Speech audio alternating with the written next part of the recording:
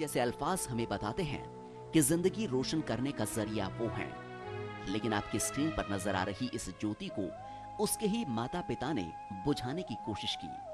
12 साल की ज्योति करीब 4 महीने पहले अलवर के जेल चौराहे पर लावारिस घूमते हुए चाइल्ड लाइन संस्था के सदस्यों से मिली।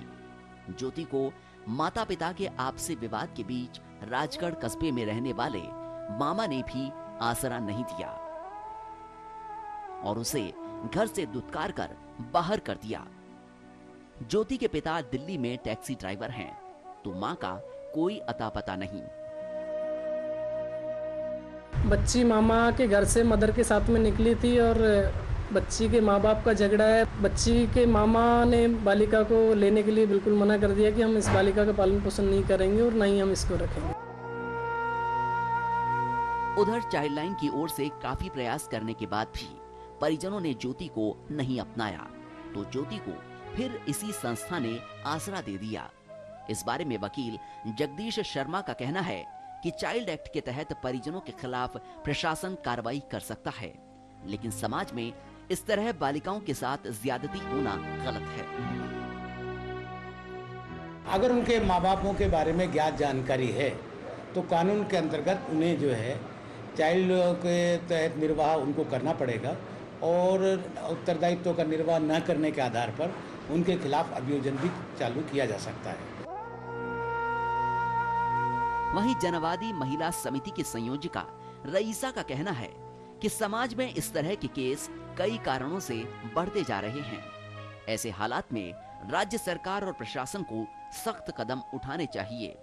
रईसा का कहना था कि अलवर में बालिका गृह संचालित नहीं होने से ज्योति जैसी लड़कियों को भटकना पड़ रहा है। लड़की के पेरेंट्स को ढूंढा जाए और फिर उनको उनके सुपुर्द किया जाए, और अगर वो नहीं रखना चाहते हैं तो फिर उनकी काउंसलिंग की जाए, उनको समझाया जाए उनकी क्या मजबूरी है, क्यों नहीं रखना चाहते, उसको दूर करने की कोशिश की जाए। और वो नहीं मिलते हैं तो जब मामा मामी के पास जो रह रही थी उन मामा मामी की काउंसलिंग की जाए, उनको समझाया जाए। और अगर वो भी नहीं रखना चाहते तो फिर बालिका गृह में वो लड़की रहेगी। बालिका गृह क्योंकि अपने यहाँ अलवर में है नहीं है तो वो मदर टेरेसा होम में रहेगी। कानूनन यही प्रावधान। हालांकि सामाजिक कार्यकर्ता वीरेंद्र विद्रोही का मानना है कि बड़े परिवारों में आर्थिक तंगी के चलते ऐसे हालात तेजी से पनपते जा रहे हैं। ऐसे में प्रशासन अपने स्तर पर या तो परिजनों पर दबाव बना सकता है या फिर गोद देने की प्रक्रिया को प्राथमिकता दे सकता है।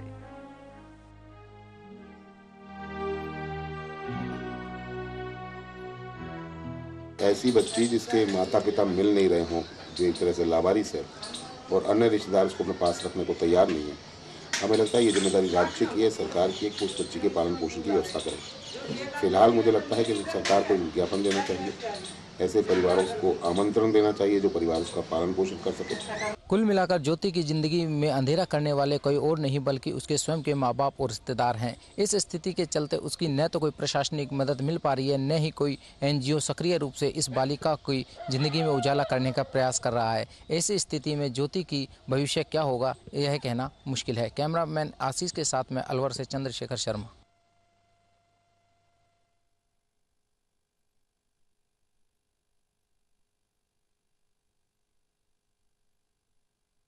और इस खबर पर और अधिक जानकारी देने के लिए हमारे साथ जुड़े हैं अलवर से संवाददाता चंद्रशेखर। जी चंद्रशेखर, ज्योति जो कि अभी चाइल्ड लाइन की तरफ से उसका पालन पोषण किया जा रहा है, तो क्या ऐसा रीजन रह गया था कि उसके माँ बाप ने उसे अपनाया नहीं? नितांशा, ये जो पारिवारिक आपसी कलह के कारण इसके माँ बाप अकेले रहते थे, दिल्ली में टैक्सी चलाते हैं ज्योति के पिता, तो माता पिता के कलेश के कारण ये अपने मामा के घर रह रही थी पिछले 5-7 सालों से। लेकिन अब जब आर्थिक तंगी के कारण मामा ने भी इसको घर से निकाल दिया और फिलहाल ये लड़की दर दर भटक रही है और चाइल्ड लाइन की शरण में है इस समय। नितांशा जी, चंद्रशेखर, चाइल्ड लाइन की तरफ उसके माँ बाप को समझाने की कोशिश नहीं की गई कि वो अपनी बेटी को अपना ले?